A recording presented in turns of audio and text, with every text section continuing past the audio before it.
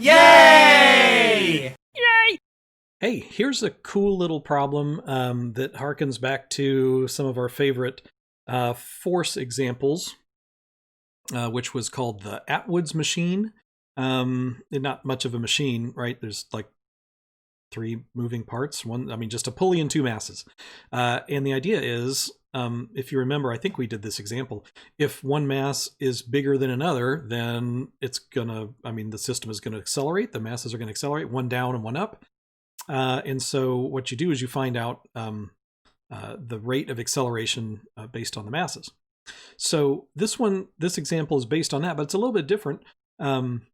What we're going to do is figure out if M2 is heavier than M1, then you know what's going to happen is M2 is going to fall to the ground. What we want to know is not the acceleration of the system, but how fast is M2 going to be going when it hits the ground. Now you could do this since we've already found at some point in the past, we found the acceleration of the system, so then you just figure out how long the thing is going to be falling, and then you could figure out the speed at the end. It's totally fine. But let's do it with energy. Let's see how we apply energy methods to this. It's kind of neat. Okay, so one mass is heavier than another.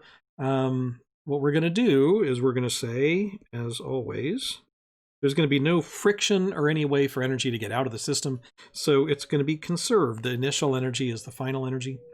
So what is the initial energy? Okay, at the beginning, both masses are at rest, so there's no kinetic. M1 is on the ground, so the only energy in the system is just going to be M2, right? Let's write it out. Let's write it all out. There's no springs, so I don't have to worry about that. But just for this case, let's write this all out. So the energy initial, it could be, what could we have? We could have potential of 1, and then we'd have to add the kinetic of 1 plus potential 2 plus kinetic 2, right? Those are all the places that could have energy at the beginning of the system.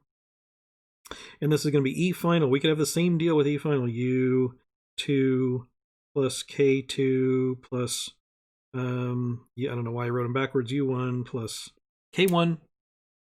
I could do that. Okay, now in the initial case, U1, nope, because it's sitting on the ground. U2, oh, we do have a U2. We have an MGH for U2. Kinetic 1, Kinetic 2, those are both 0 because we're starting this thing at rest. So all we've got at the beginning is just M2GH. And then at the end of the system, when M2, the instant before M2 hits the ground, we definitely have K2. Right? But the M2 is on the ground, so we're not going to have any U2. Are we going to have U1? Yep, because when M2 falls, M1 goes up, so we're going to have that term. And then if mass 2 is moving, then mass 1 is moving, so we're going to have a K1 also. So we're going to have those 3 terms at the end. We're going to have K2 plus K1 plus U1.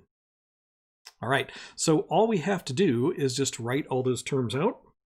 M2GH equals 1/2 M2. Now, I can just use 1V, right? I suppose it's kind of obvious that they both have the same speed, different directions, but we don't care. Energy doesn't care about that. So same speed, V, for both. So I can just say V squared plus 1/2 M1 V squared plus M1G. It'll go up to that same height, H. All right, that's the idea. So again, in energy, our energy budget is just based on how high M2 is off the ground. That's our initial energy. And then the energy goes into 3 places at the end, 3 pieces of energy at the end. It's got to be divided between the kinetic energy of both masses. That's 2 places. And then the height of the first mass. So all of that has to equal. All right, so what we want to know is what, V, right? Okay, so let's do it. So this is going to be M2 minus M1GH, bringing that to the other side, and factoring out the half and the V.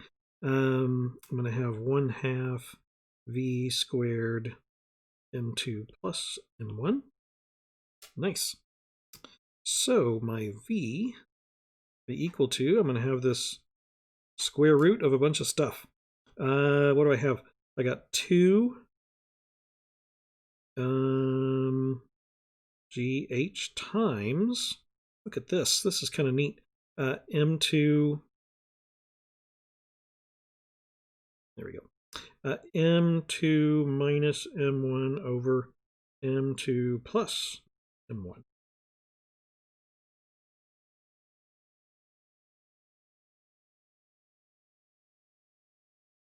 See if I drew it close to the edge. Let's see if I can get a box around this thing. Boom, there we go. Okay. This is kind of neat. Look at that. Look at our final answer. Before we plug any numbers in, just look at how cool this is. Remember that something falling from a height h, how fast is it going at the bottom? It's going root 2gh. Well, there's our little factor of root 2gh. That makes total sense. That's like a falling thing, a free falling thing. But then it's multiplied by this factor. That's neat. And this factor is always less than 1 because we're taking these two quantities, we're subtracting them, and then we're adding them on the bottom.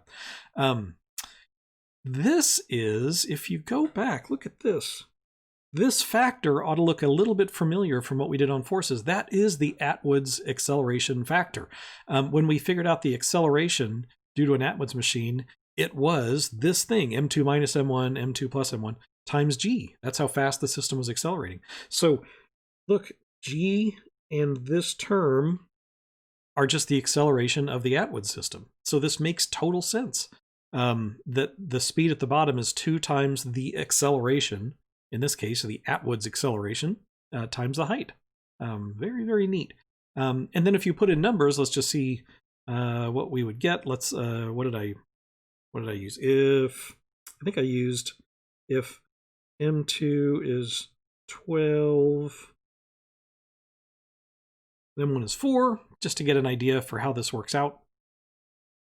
When you plug those numbers in, what did I get? I got V is something like 4.5 meters per second. If you want to just practice putting the numbers in, that's what you ought to get. Very, very cool. So again, when you work a problem using energy methods, the trick is, and there's no trick really, you just have to be careful to include all the energies. So at the beginning, what's really helpful until you can start doing it in your head, which you will as soon as you do a few of these. But it's useful just to write out all those energies like we did at first and just start crossing off what doesn't matter or what's zero. And that'll help you keep track. So you just have initial energy equals final, and then you just solve for what you want. Very, very neat. So more examples to come.